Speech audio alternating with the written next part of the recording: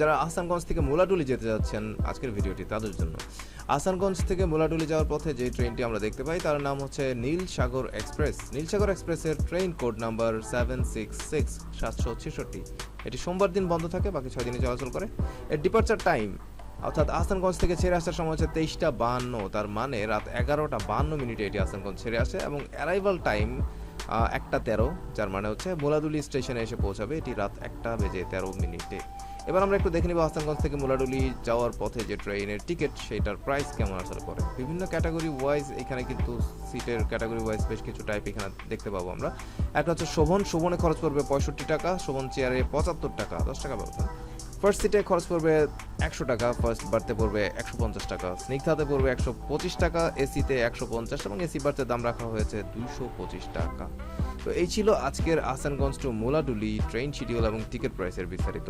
আপনাদের যদি এই বিষয়ে আরও কিছু জানার থাকে আপনারা কমেন্ট বক্সে কমেন্ট করতে পারেন। এছাড়া আমাদের কন্টেন্টগুলো যদি ভালো লেগে থাকে লাইক এবং শেয়ার করে পাশে থাকতে পারেন। ধন্যবাদ। আমাদের কন্টেন্টগুলো যদি ভালো লেগে থাকে তাহলে সাবস্ক্রাইব করতে পারেন এবং ট্রেন সংক্রান্ত সকল আপডেট পেতে ভিজিট করতে পারেন portalspt.com।